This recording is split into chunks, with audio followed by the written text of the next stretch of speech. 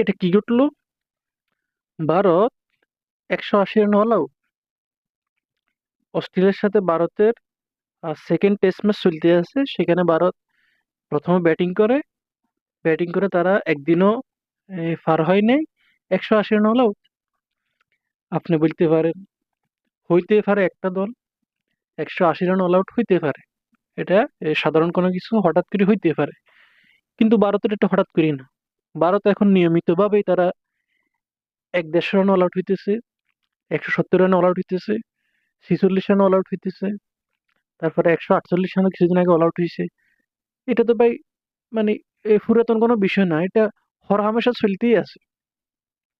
নিউজিল্যান্ডের ভারতের যে সিরিজটা হয়েছে, সেখানেও ভারত 46 রানে অল আউট, 133 রানে অল আউট, 160 রানে অল আউট। এটা ভারতের নিয়মিত হইতেই আছে। অনূর্ধ্ব-19 এশিয়া কাপ, সেখানে শ্রীলঙ্কা আপনার 173 রানে অল আউট, ভারত 3 উইকেটে তারা জয় পেয়ে ফাইনালে যায়। আবার পাকিস্তান এবং বাংলাদেশের খেলা চলছে, পাকিস্তান 116 রানে অল আউট, বাংলাদেশ জয় পেয়ে ফাইনালে যায়। ভারত পাকিস্তান, না না, বাংলাদেশ ভারত কি ফাইনাল ম্যাচ হবে। ছোটদের খেলা এটা হইতে পারে, 170 রানে অল আউট হবে, 120 রানে অল আউট হবে, এটা ছোটদের খেলা। অনূর্ধ্ব-19 দলটার খেলা আউট হইতে পারে। এখন ভারত এত এক্সপিরিয়েন্স একটা দল, তারা নাকি 180 রানে অল আউট হয়ে যায়। এখন দেখি স্কোর কার্ডটা, ভারতের প্লেয়াররা কেমন ব্যাটিং করছে। জয়সওয়াল প্রথম বলে সে আউট হয়ে যায়। জয়সওয়াল সে মনে মনে বলে, আমি তো টি-20 প্লেয়ার, এত ধৈর্য ধরে দাঁড়িয়ে থেকে ব্যাটিং করার ওই সময়টা আমার নেই। সুতরাং সে 1 বলে 0 রান করে আউট হয়ে যায়, মানে প্রথম বলে সে ডাক মারে। রাহুল 64 বলে 37 রান, ভালোই করছে।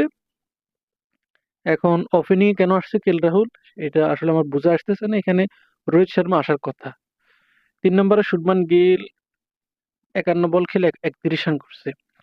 আপনি স্টার্ট পেয়েছেন, আপনি একটা দলের হয়ে আপনি 30 রান করছেন, সেই 30 রানটাকে আপনাকে 60 রান নিয়ে যেতে হবে, 80 রান নিয়ে যেতে হবে, তখন যে আপনার ব্যাটিং স্টার্ট পেয়েছে। রাহুল স্টার্ট পেয়েছে, শুভমান গিল স্টার্ট পেয়েছে, কিন্তু ইনিংসটা বড় করতে পারেনি। বিরাট কোহলি 8 বলে 7 রান। কিরে ভাই, এটা কি করলেন? টেস্টে এত এক্সপিরিয়েন্স একজন ব্যাটসম্যান, 80টারও বেশি আপনার সেঞ্চুরি।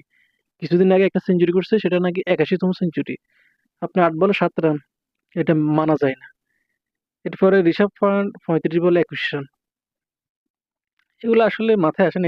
এটা কি টি-20 খেলতে আসে, ওয়ানডে খেলতে আসে? এখানে টেস্ট খেলা, তুমি এখানে 100 বল খেলবা, 150 বল খেলবা। তুমি নাইমা যদি টি-20 খেলা শুরু করো, তো আর টেস্ট খেলা হইলো না। কথা ক্লিয়ার কিনা বলেন।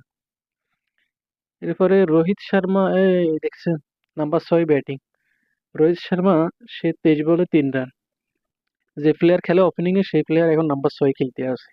নীতিশ রেড্ডি 54 বলে 42 রান। দেখেন সেও টি-20 খেলছে, 54 বলে 42 রান, অনেকটাই ওয়ান মতো খেলছে। টেস্ট হবে 54 বলে 20 রান। বাংলাদেশের প্লেয়াররা কিভাবে টেস্ট খেলে দেখে না? দেখো না তোমরা? রবিচন্দ্র অশ্বিন 22 বলে 22 রান। এ তো পুরাই ওয়ানডে খেলছে, টেস্ট খেলা হইতে পারে না। হর্ষিত রানা 0, জাসপ্রীত বুমরা 0, মোহাম্মদ সিরাজ 60 রান করে তিনি ওভার আছে, তার সবাই আউট হয়ে গেছে। সুতরাং সিরাজের কিছুই করার ছিল না হয়তো। যদি অন্যান্য প্লেয়ার থাকতো তাহলে সিরাজ কিছু একটা করতে পারতো। মুশতাক আলী ট্রফিতে নাকি 220-30 রান, এগুলা এগুলা শেষ করা মামুলি ব্যাপার। তারপরে কিছুদিন আগে দেখলাম 350 রান করছে সেখানে টি-20-তে। এখন ভারত টেস্টে কেন 200 রান ফেরোতে পারে না? টেস্ট খেলা কি ভারত ভুলে গেছে? টি-20 খেলতে খেলতে মানে এমন অবস্থা হয়েছে যে আমরা টেস্ট খেলা আর পারি না। একটা সময় ভারতের টেস্ট খেলা 350 কম রান হইতো না, 350, মিনিমাম 400+। এখন ভারত হরহামেশা নিয়মিত ভাবে তারা, মানে এটা নিয়ম হয়ে গেছে এখন। 140 রান অল আউট, 146 রান তারা চেঞ্জ করতে পারে না, তারপরে 180 রান অল আউট, মানে চলতেই আছে এটা। ভারতের মতো এমন একটা দল যদি এই অবস্থা হয়।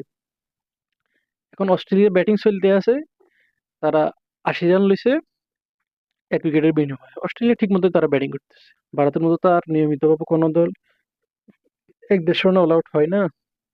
তাহলে এখন ভারত টেস্ট খেলা ভুলে গেছে, তারা ওই টি-20 খেলুক। ভারত টেস্ট খেলার ভারতের দ্বারা সম্ভব না। আমার কথা কি যুক্তি কি আছে না? আপনি দ্বিমত পোষণ আপনি করতে পারেন, বলতে পারেন তুমি সমালোচনা করছো। এটা সমালোচনার বিষয় ভাই, এটা সমালোচনার বিষয়। তুমি টেস্ট খেলতে আসো, তুমি টি-20 খেলতে খেলতে তুমি টেস্ট খেলা ভুলে গেছো। এটা সমালোচনার বিষয় না?